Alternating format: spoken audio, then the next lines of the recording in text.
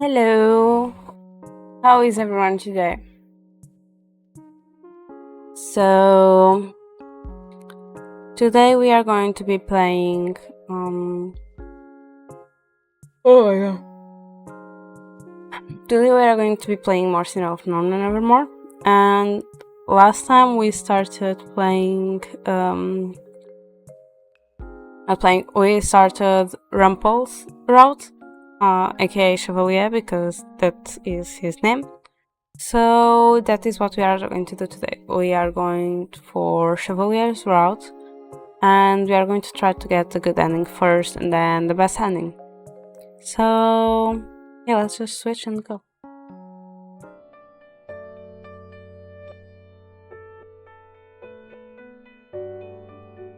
Let me just close this. I don't think I need this open.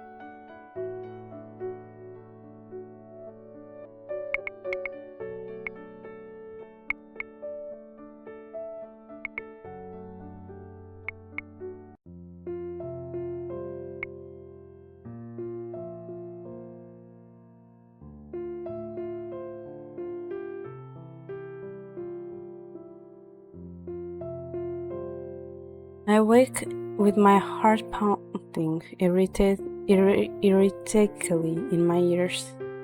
Mother, press a hand to my forehead and squeeze my eyes shut. A thin drill of electricity snaps across my fingers, and I am only able to will it away after calming my heart. When I open my eyes, it is not darkness I see, but my own room. It was just a dream. I quiet my breathing as I glance around. Everything is exactly as it always is, except for one thing.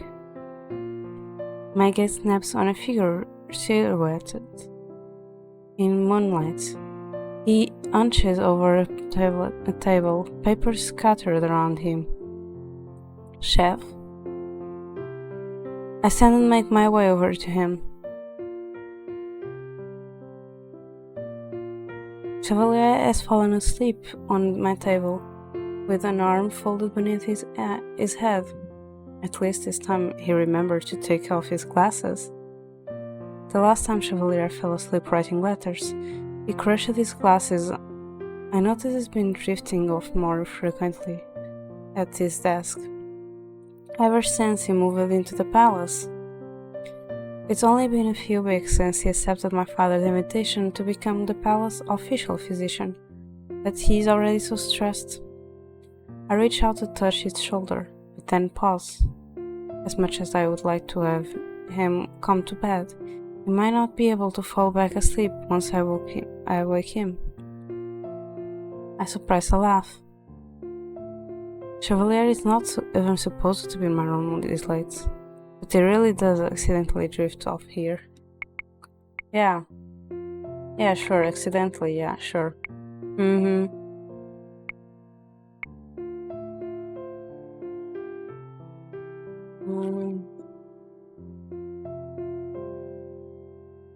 Let him sleep would be nice, right? But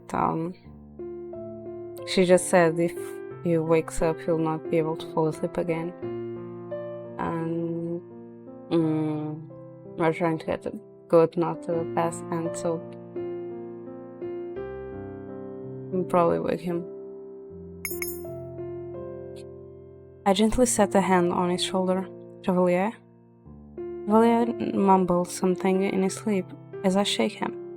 I pull my hand away as he blinks his eyes open. Princess? Is it morning?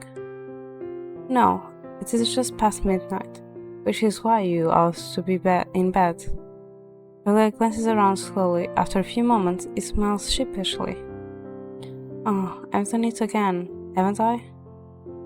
Yes, you have. I know I should get him to bed now, but remember the nightmare. It was more vivid than usual, and thought it's possible. It's just a normal nightmare. Oh, why not? Hi, Dart. How are you? Thank you for that, pet.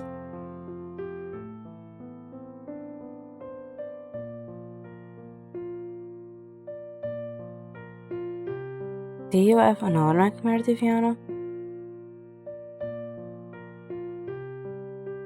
Please rest and take care of yourself.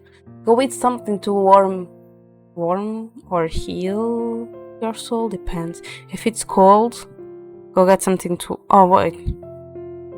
It's summer for you. Get something to refresh your soul, your body, and something to heal your soul. Yeah.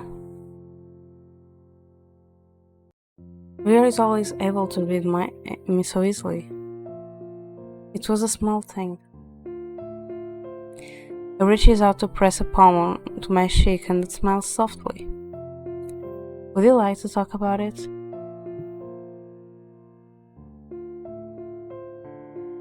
Well, sometimes it happens. Normal. We can talk tomorrow. Or we can talk right now. You know I'm always willing to listen.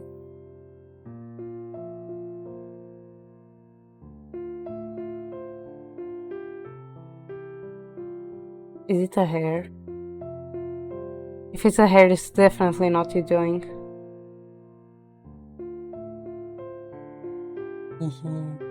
My people. I frown at him, but he just continues smiling his sheepish, sleepy smile at me. I sighed. Fine, I'll tell you, but first, sit. I point to the bed. Chevalier is more than happy to oblige. He sits himself beside me on the bed. I recount the dream to him. When I'm done, Chevalier no longer looks tired. I wonder if this is a nightmare fueled by the Tenebrarum. Could it be? As a Tenebrarum bearer, I am proner to nightmares, but they have been notably worse since Sina came to NGL. Sina is Parfait's only cousin, and the last remaining heir of the Lucys. None of us had heard of him until he so spontaneously showed up at the tavern's front door one day. Apparently, Parfait was keeping his identity secret because she did not want to place the burden of bearer on him, especially not at so young an age. But Sina appeared regardless. Ever since he started living at the mansion, I have been having strange nightmares. But what could the nightmares have to do with him? Chevalier leans forward and wraps a arm around my waist, pulling me from my thoughts. He plants a tender kiss on my forehead.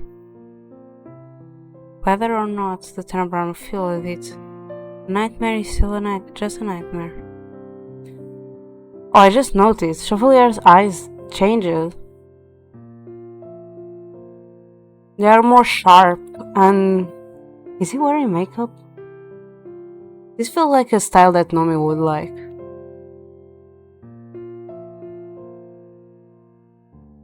I think in her own way, your mother wanted the best for you. I think she would be proud of you. We'll see Sina at the Martian tomorrow, so perhaps you should bring up your concerns then.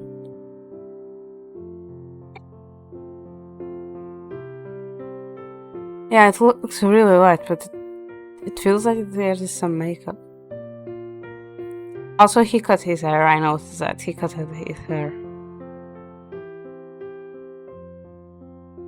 He didn't start having nightmares this lucid until he showed up, after all.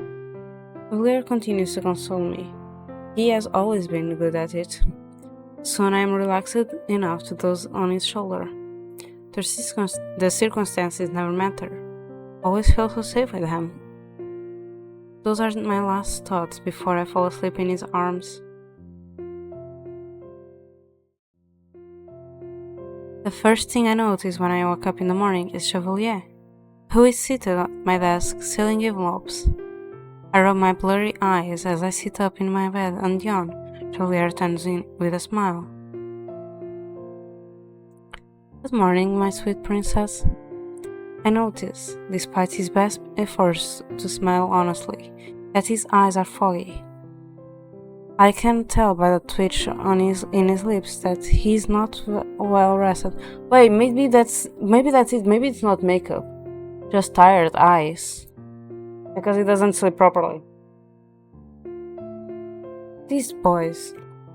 It was just the same thing with Rod. He was working himself to the point where he got dark circles, and I don't think he slept for days. Also, I forgot to take some medicine, so sorry.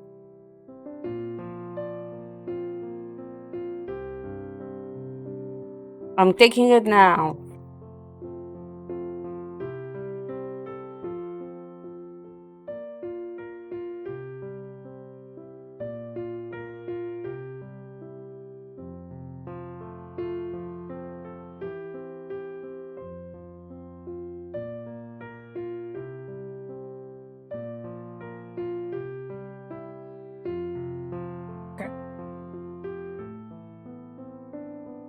It is my fault for waking him last night. Were you able to sleep, Chef? Not enough, not even a good morning in response? Answer the question. He shakes his head. Don't worry, princess. I'm glad you woke me up. I would have been devastated knowing you were up suffering from a nightmare when I could have consoled you. But you look like you haven't slept at all. How long were you up? I think I managed one extra hour of sleep. I groaned as I fell back against my pillows. Don't look so gloomy, Diviana. The sun is shining, the clouds have parted, and there is absolutely no rain in the forecast. Today promises to be a good day. It won't be ruined by something as trivial as insomnia. As always, Chev is ever in the optimist, but he really does need to rest. I stand with a sigh. Fine then. Shall we get breakfast? When Chevalier first came to the palace, I invited him to breakfast, he was extremely nervous about sharing a meal with my family. I had to tell him multiple times that the king insisted he joined us not because he was to become the royal physician, but because he was becoming part of the family.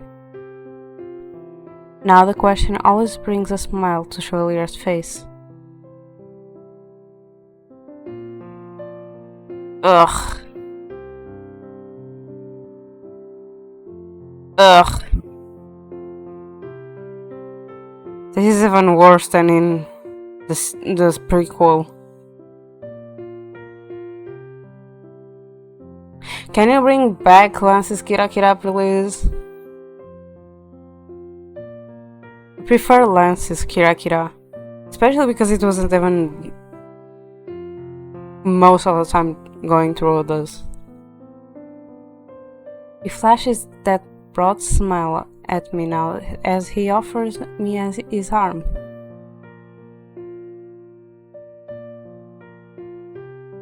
He isn't one of my favorite characters.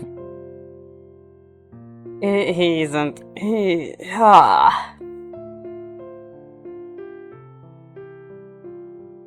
be fair, I think he's the least favorite character for me. Even Rod is above him.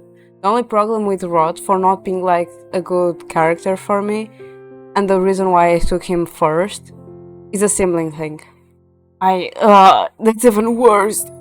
Like, just because it's a sibling, that is even worse for me. So, yeah. Breakfast would be nice, yes. Think of our iPads. We ate for the dining hall. Also, that is also why I'm saving the best boy for the end, like I did before. Best boy for the end. The hall is lively as always this morning, though for an entirely different reason than usual. You're telling me you ran after the messenger because you had an important letter to send to Viorica? It was a very important invite for a luncheon. It wasn't for Yoriko, was it, Emmeline? You were sending letters to Lance, weren't you? Normally, it is Chevalier who sparks conversations on mornings like this. Tia and father get along very well and usually discuss recent affairs and politics. This morning, however, father and Ophelia are at a meeting and it is just about Emily and Chevalier and I here. Chevalier has been quietly listening to the conversation this whole time. He flips between being loquacious and quiet at the drop of a coin. Sometimes it feels as if he has two personalities. But I know the truth. He just likes to eavesdrop. Oh. Okay. I turn my attention away from my finished plate to look at Emmeline and Rod. They have been discussing letters the whole morning. Emmeline usually sends letters to Yorick and Denise. Chevalier, unsurprisingly, is the one that brought Emmeline and Denise together. Yeah, they make good friends. Oh, wait. Their interactions might throat if they interact with each other. Bye-bye, voice. Rod sends the majority of his letters to Burgantia. He has been considering going there to study foreign dance as a part of some exchange program. Claude and his younger brother Lance were the ones to suggest the idea when last they visited Angel. Claude was particularly interested, saying that because Angel hosted Burgantian royalty so often, they would be honored to host us as well. Claude proposed a trade-off. He insisted that if the Burgantia royal family took Rod in, he would force us to take his brother, Lance, off his hands. Oh. I see what you're doing, Claude. I see what you're doing.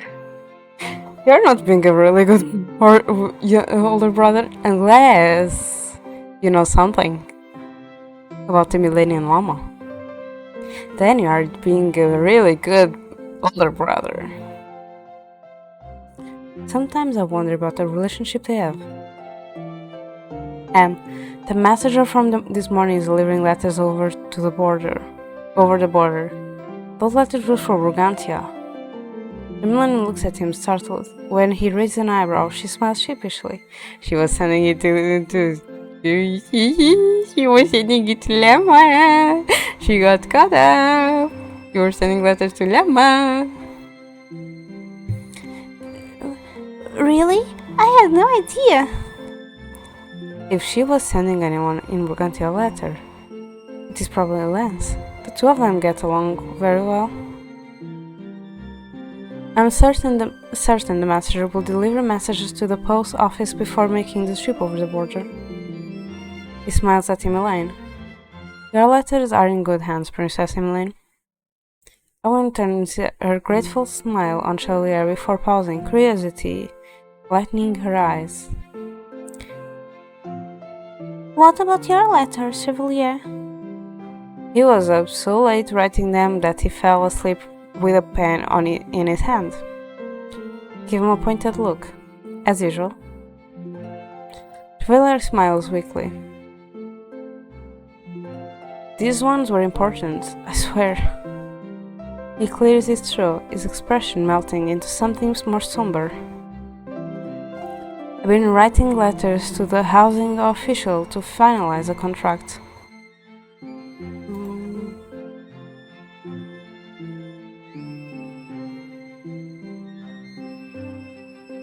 How's that streaming?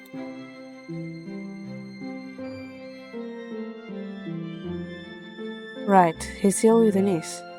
He's in the process of giving her the deed to this old clinic. Thank you for the redeems.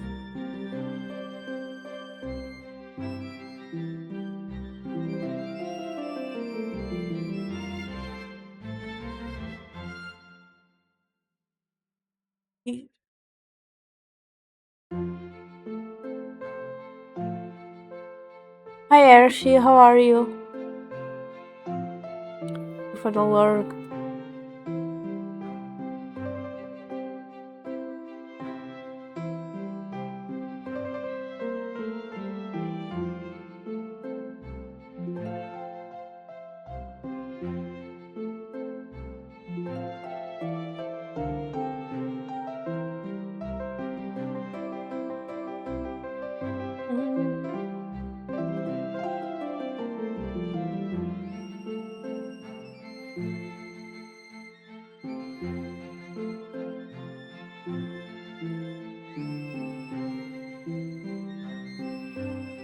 hope it's not complicated.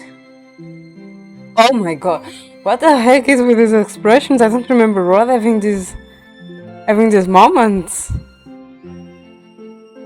I don't know how to react. I don't know if I should laugh or if I should cringe.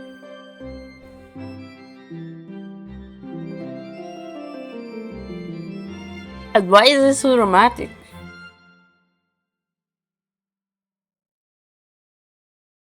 It's not. Just time consuming. Just make sure it doesn't stop you from sleeping. Chevalier laughs, eyes glittering with mirth. As you command, my sweet princess. After breakfast, Chevalier and I head to the mansion, where we are to meet with Denise and Sina respectively.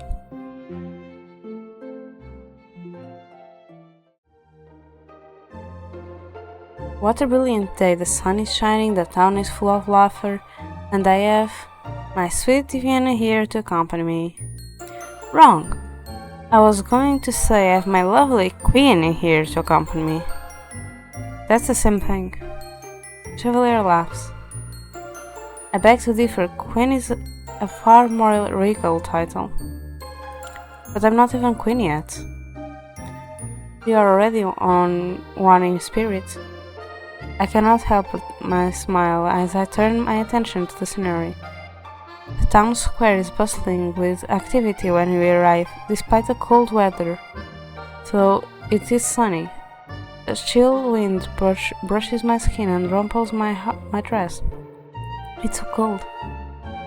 I do not realize I'm huddled close to Chevalier until he loops an arm around my waist and pulls me to his side. As always, I am amazed at how comfortable I fit. Comfortably, I feel. Huh? It's at times like this that I feel I should buy a new scarf. He grins. Ugh. I could get you one too. Better yet, we could buy matching scarves. I would wear a paper bag over my head before matching with you. It's not because it's just... Ugh. And it's not even what he's saying. It's his pose.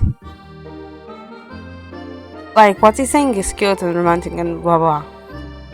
My problem is the way he's posing to say it, like... Kira kira!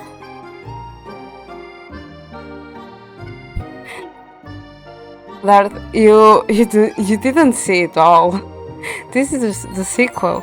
Imagine 10 chapters of this on the prequel. The sequel is just 6. And I do both endings, so now it's going to be 12 chapters. On the prequel it was 20. Yep. You're so radiant you could make anything a fashion statement, princess, even a paper bag. Now he is pushing the line. It would be a shame not to gaze upon your beautiful features, though.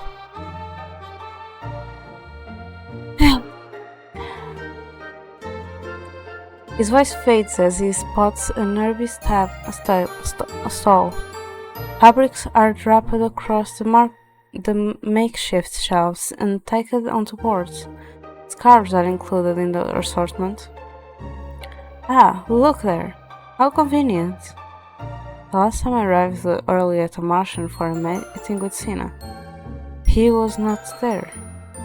He was partaking in one of his silly hobbies. Suppose it's not hard to keep him waiting. We can spare a few minutes. Onwards then. We have just arrived at a stall when I pause, noticing 2 ladies standing not too far away. I can tell by the looks they throw in our direction that they are speaking about us. I move closer to the edge of the stall while Chevalier holds up a few scarves. He and the stall owner do not even notice me. Don't understand what she could have seen in him. Unless she took pity on him. The Ice Princess taking pity on some poor doctor? The two women giggle. Not only he is much older than her, but he's not even handsome, is he? And not very competent, last I heard. If I were him, I'd be ashamed to be seen as a princess consort. Viviana? I started while Chevalier put a hand on my shoulder. Is something wrong? His eyes flicker briefly to the women. He is smiling, but it is a half-hearted smile.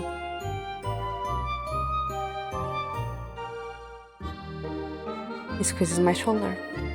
Don't worry about him, Viviana. I can still hear the ladies tittering behind me. They are being extraordinarily rude.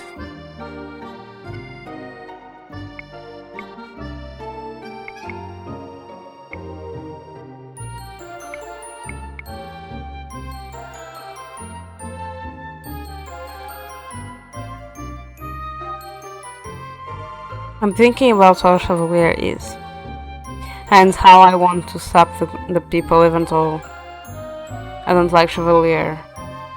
I don't like the way they were talking, especially about me.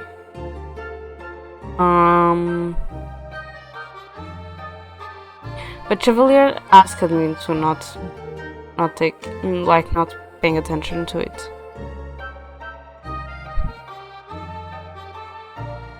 So, because Chevalier asked me not to ignore them, and because I know that the best thing for you to do in this situation is just ignore, I'm just going to confront them. I said it, didn't I? I sat away from Chevalier and make my way through the women. Viviana? Chevalier is far more tolerant than I will ever be.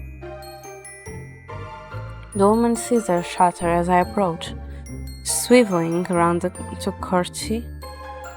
Good morning, Your Highness. The second woman echoes the greeting. Tell me, is it still a good morning when you hear someone insulting you behind your back? They exchange a mortified glance. We humbly apologize, Your Highness. If you meant your apology, you would not have spoken so brazenly in the first place. They continue to spatter the same apology. I wave them away, irritated.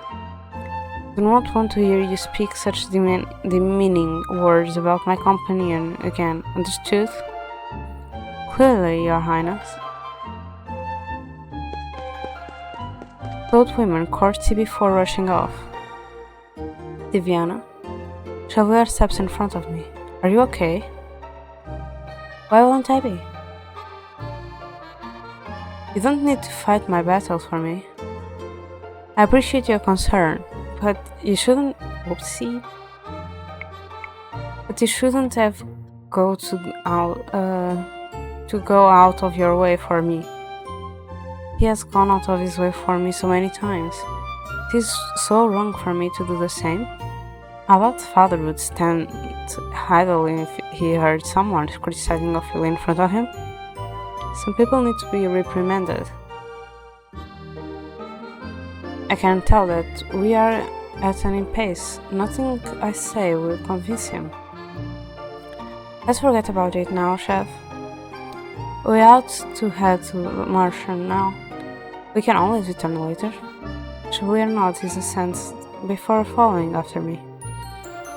I notice that his gaze is far away, almost melancholically. I hope he's not doubting himself. But the expression slides off his face as quickly as it appears, so suddenly. I wonder if it was there in the first place. We have arrived. Chevalier strolls into the Martian with his usual enthusiasm. Good morning, Lady Laura. Waltz, the bake. Laura and Walt, who are in the middle of a conversation, turn to face us. Well, look what the cat dragged in. Walt sighs. Good morning, you two. Chevalier has called him Walt the Big so many times he no longer bothers reacting to it. Walt. My precious. Let me guess. Viviana, you're here to speak with Cinnamon Chevalier, you're here for a niece. On point as usual. Do you know where I might find her? Walt gestured with a thumb at the reception room. Apparently, Anise has been in there for the last few hours sorting through papers. You sure stuck her with a lot of work, Chevalier. Have I? I've been trying to alleviate some of the stress by doing most of the paperwork myself, but I just... Ugh, leave the door, you. Voice comes from the reception room doorway. The voice belongs to an irritated boy I have met only a handful of times since he arrived in jail. Actually, pretty real. Can we adopt him? Sina, Parfait's cousin. The newly dubbed Lucy's bearer. Hi, Choco. I spy you too. How are you? Why don't you shout out yourself?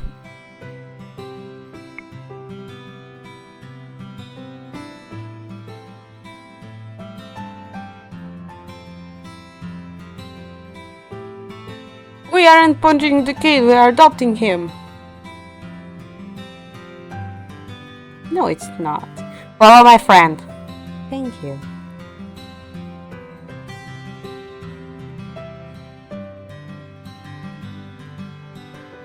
Okay, I already read it. Please rest, Choco drinks lots of water. And punch Bosch if he doesn't let you rest.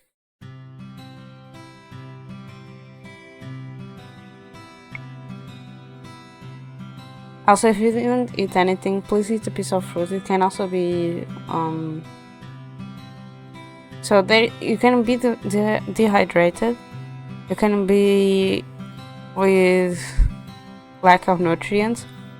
You can be with lack of rest or the three above.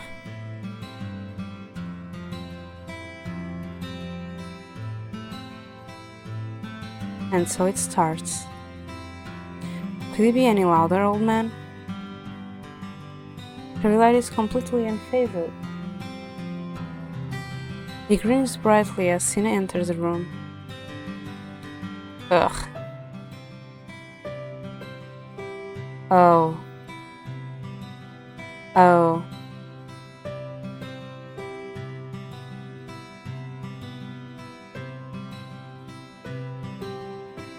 I'm sorry.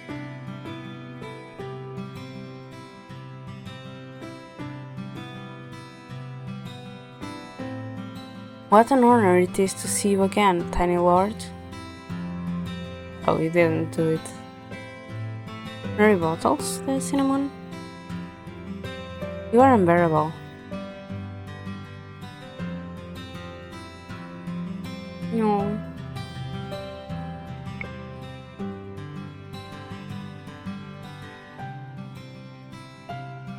Okay.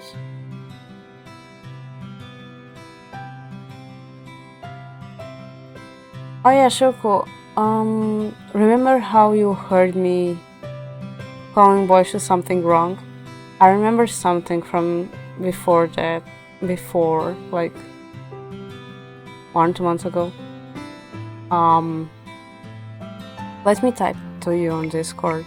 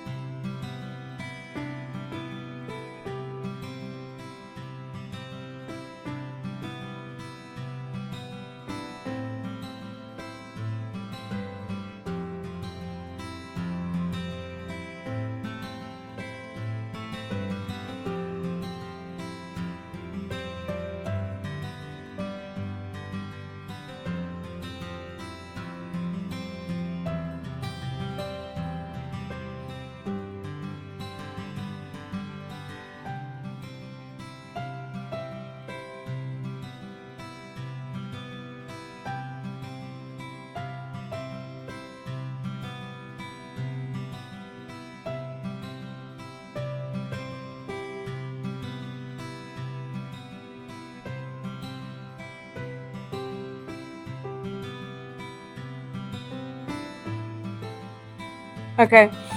Thank you for the lurk. Yeah. Oh, you can. Blah. Thank you. Thank you for the lurk, Lars.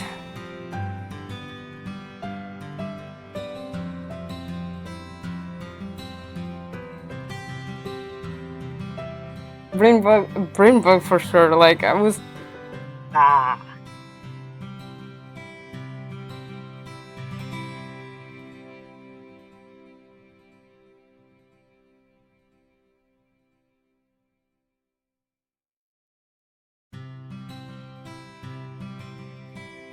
Hi, boy, Shu. How are you?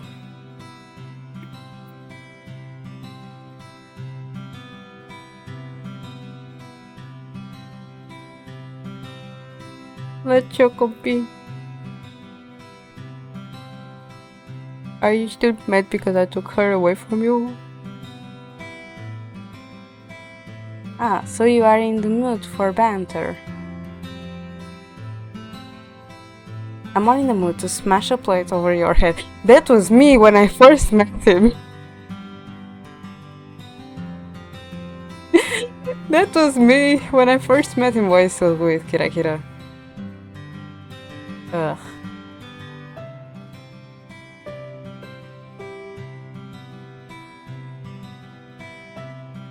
Yeah, I noticed that he fell into the Helldiver hole.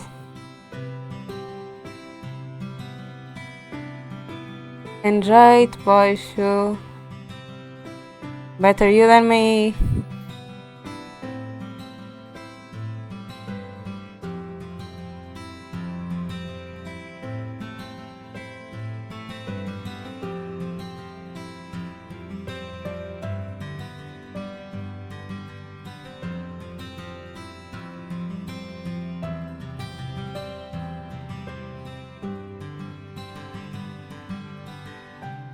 Such violence.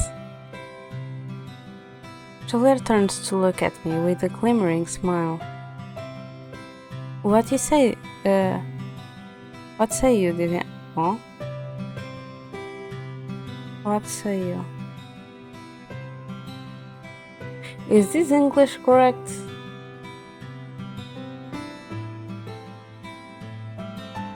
Is my brain bugging that much?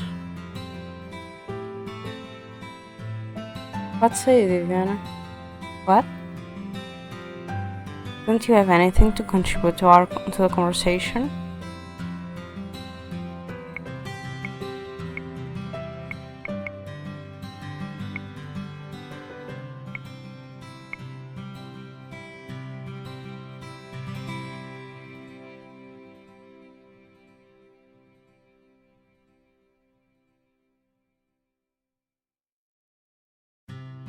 It's giving me I want to tease Tina vibes. I'm going to break up the conversation. Chevalier, do not patronize him.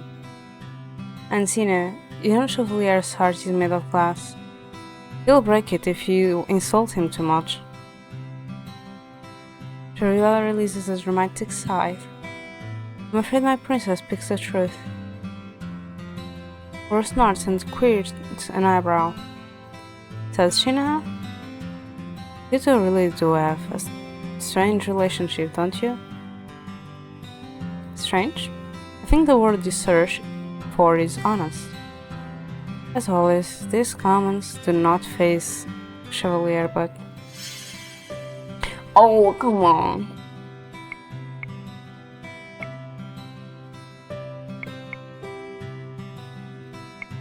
Yeah. I shake my head. I thought the color would change, like the crystals did, but seems like not. Also, I'm going to only be playing one chapter today. So when I'm done, I'm done. And then we raid someone else, probably June. But we raid someone else, probably June. You call Chevalier an old man, Sina. But you are the one who acts most like a grumpy old man.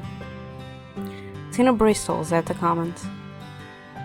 It's hard not to be grumpy when you have to talk to such silly people. Silly? Ah, tiny lords. I only mean to lighten the mood. Wait, I've been forgetting to write them down.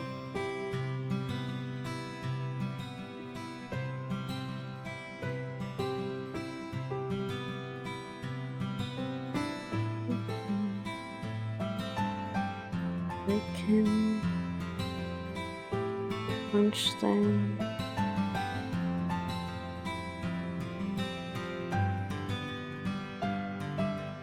Kiss them.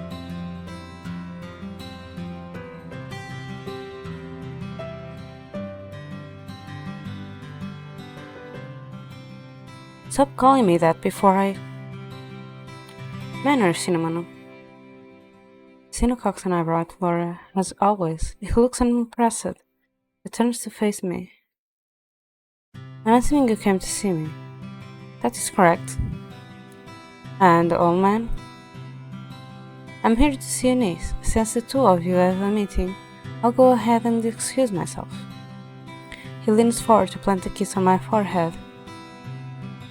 I'll be in the other room if you need me, my sweet Viviana. Shows himself out of the room with a gently bow. So, what you need from me, Princess Viviana? Oh, this music is new. It's nice. I go right straight to the point, describing my nightmares and my hypothesis that the crystalline are unbalanced. Tina scoffs and crosses his arms. With all due respect, Your Highness, your nightmares don't prove anything. What evidence is there that your nightmares are being caused by an imbalance in the crystal? If anything, shouldn't you be more critical of yourself? Excuse me? Cinnamon. It could be that the weight of the crystallum is overwhelming you, perhaps, or maybe you are a failure as a witch. I'm so unwrapped in my thoughts, I miss the rest of Sina's words, or sighs. What Viviana said might be valid, actually. You've just started taking over Parfait's responsibilities, Sina. The balance was already skewed before you arrived. It will take a while to restore it to the way it was before the war. I'm doing my job just fine, thanks. Both looks between Sina and Laura, eyebrows crunched. Is there any way to measure the balance? Usually the imbalance reveals itself physically, but so far as I can see, there are no disturbances in Angel. What would those disturbances even look like on Sina's side? I'll keep my eyes open for anything that feels off. Likewise, let's hold off on forming any conclusions until we know more about the situation. Let us know if the problem persists, Princess. Fine. He's hiding something. He doesn't like the topic. It feels as if everyone lets out a collective sigh of relief when I let the subject drop. But I can't just be imagining all of this, right? Our conversation turns to more practical things after that. Walt and Laura bring me up to speed with the recent event. Was hiding something. Whoopsie. 2 years ago, the tavern was open to the public. As far as I am aware, Walt visited the space with his young witch's magic. Laura also uses the tavern as a base of operations for the Angel witches. Anis, which was working here until recently, is soon to be leaving. Walt is just telling me about her plans for the future when the reception door opens and Chevalier enters with Anis in tow. I heard you talking about Anis and brought her immediately. Ken. Anis looks particularly small standing in Chevalier's shadow. Her smile is soft, shy. Though the passing years have given her greater confidence, she is still remarkably unchanged from the Anis I met years ago. She is still kind-hearted and a good listener, and still very good with herbs and food. Hello, Anis. Good afternoon, Your Highness. We were just talking about Eunice, as Chevalier seemed to hear. Are you sure you weren't eavesdropping? Of course not. I just have very good ears. I waste no time in asking Eunice about the details of the move. It was Chevalier who proposed the idea. He insisted that Eunice, who had always dreamed of working full-time as an herbalist, would make her dream come true if she had the space to sell her herbs and ointments. Chevalier offered her his old clinic, based last month. They have been working on the documentation this month, and as it turns out, We've just finished the last of the paperwork. and there you have it. Soon, Lady Eunice will be the wonderful new owner of the clinic down the street. She'll become a renewed herbalist and transform the place into a miraculous and humble sanctuary for all those in need. Ugh. I have no doubt she will be loved by all of her patients. I don't think it will be anywhere near as renowned as you are, Chevalier. The two laugh and smile, but I know that the way Chevalier smiles slips as he looks at Eunice. It is only for a few moments, but he looks sad. There have been so many changes this last month. Sina moving to the tavern, my recent nightmares, an increase in my palace duties, Chevalier giving up the clinic to Eunice. Chevalier has only recently taken up my father's offer to become the palace official physician, and yet it seems wrong somehow. Viviana? Chevalier takes my hand and rubs a thumb across my palm. My heart eases when he flashes me a bright smile. I push away my anxiety and turn back to the conversation. No, I must be imagining things. Everything is fine. Right? No. Nothing is fine. The middleman. Middleman? The middleman. You know, I feel like she's going to appear a lot in this route, and Solid is going to miss it all. So it's all.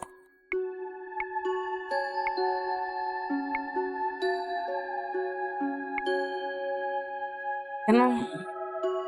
But I need to rest. I feel like I can still be awake, but I need to rest. Okay, Bracy.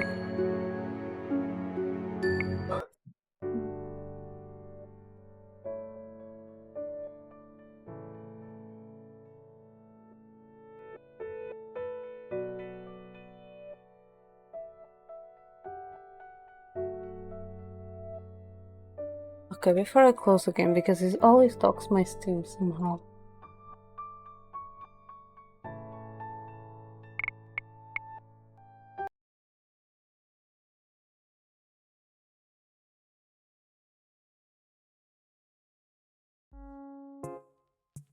Okay. Now we open Twitch.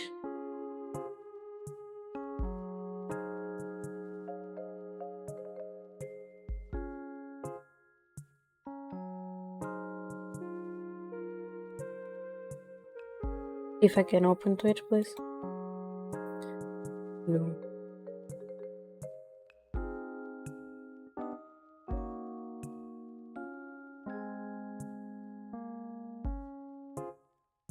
I don't think I have raided John in a while.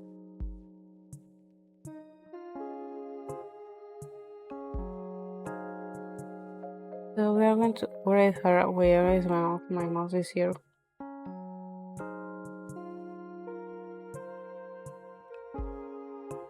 Wait.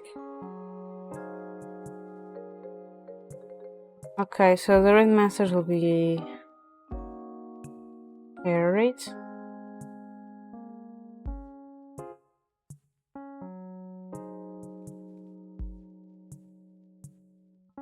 Oh, this is a red message for who is sub.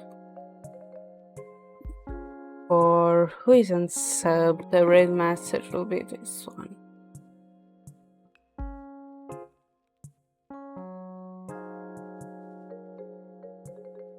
just.